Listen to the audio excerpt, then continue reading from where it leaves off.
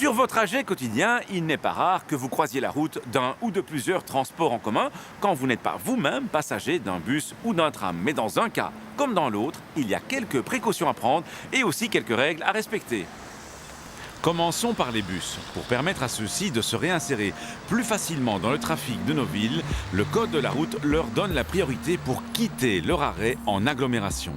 Donc, quand vous arrivez à hauteur d'un arrêt en agglomération et qu'un conducteur de bus a allumé ses clignotants pour quitter cet arrêt, vous devez lui céder le passage. Hors agglomération, le bus n'a par contre pas la priorité pour quitter son arrêt.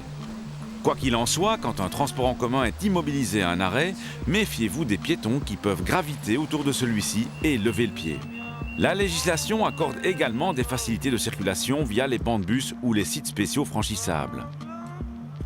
Le site spécial franchissable, aussi appelé site propre, est annoncé par un panneau spécifique.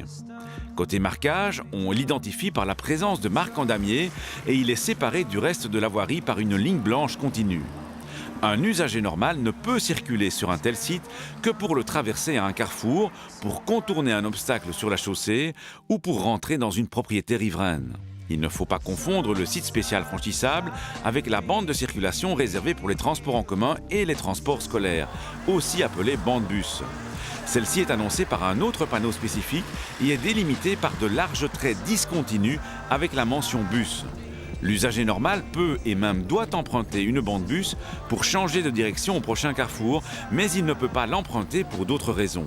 Puisque les possibilités d'utilisation sont différentes, il est important pour les usagers de bien faire la différence entre ces deux types de signalisation. Mais dans un cas comme dans l'autre, l'usager amené à circuler sur un site propre ou une bande bus doit se conformer aux éventuels feux de circulation spéciaux pour bus et trams. Reste alors le cas particulier de la priorité des trams.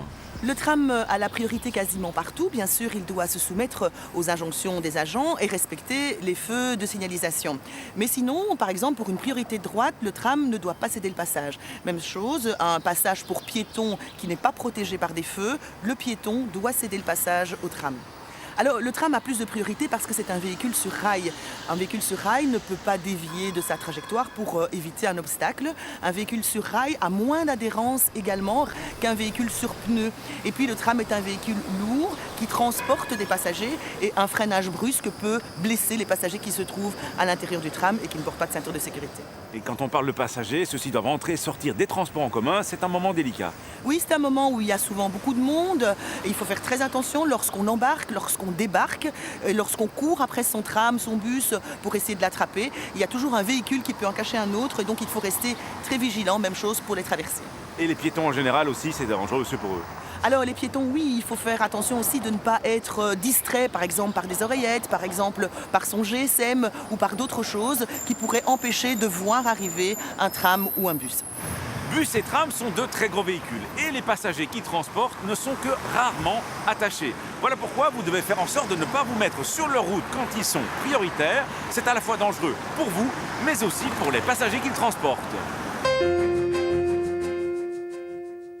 À la question de la semaine dernière, il fallait répondre que la signalisation pour accéder à un rond-point peut consister en un stop ou un céder le passage. A gagné cette semaine une caméra sport Lenko. La question, quand un passage pour piétons sans feu coupe une voie de tram, le tram doit céder le passage aux piétons qui veulent s'engager, le tram doit céder le passage aux piétons qui se sont engagés, ou le piéton doit céder le passage au tram. Soit vous téléphonez au 0905 56 493, soit vous envoyez un SMS au 60 20 tapant contact 1, 2 ou 3 et vos coordonnées complètes. À la semaine prochaine et d'ici là, bonne route!